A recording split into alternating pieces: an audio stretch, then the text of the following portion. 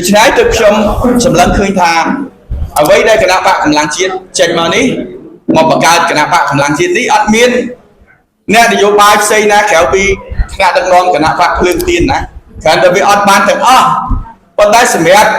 ដូចជាថ្នាក់ដឹកនាំគណៈបកកម្លាំងជាតិយើងឃើញថាឥឡូវយើងមើលទីប្រឹក្សាគណៈបកកម្លាំងជាតិមែនតើទៅលោករងឈុនទទួលរងការធ្វើទុកបុកម្នេញផ្នែកនយោបាយហ្នឹងច្រើនណាស់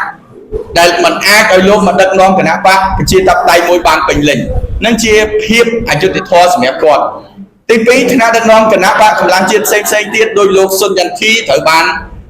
គេចាប់ដាក់ពន្ធនាគារហើយរួមទាំងថ្នាក់ដឹកនាំផ្សេងមួយចំនួនទៀតក៏ត្រូវគេបានគេធ្វើទុកបុកម្នេញដូចគ្នាអញ្ចឹងខ្ញុំមើលឃើញថាគណៈបកកម្លាំងជាតិនេះគឺជាចលករមួយដែលរុញច្រានឲ្យកម្ពុជាមានលទ្ធិប្រជាធិបតេយ្យពិតប្រាកដដូច្នេះហើយវាសំនឹងអ្វីដែលខ្ញុំគិតដែរថាយើងមិនអាចទៅពឹងពាក់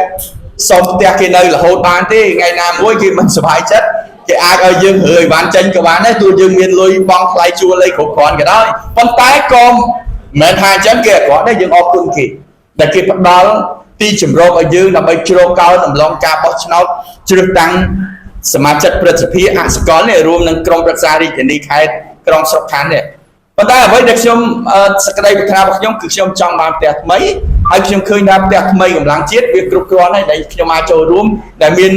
ថ្នាក់ដឹកនាំគណៈបកកម្លាំងជាតិមួយចំនួនរួមទាំងលោករងឈុនផងដែរហើយមានព័ត៌មានអីផ្សេងទៀតវានឹងរំលេចឡើងទៅតាមទស្សនវិជ្ជាដែលវានឹងកើតឡើងមានជាបន្តបាទ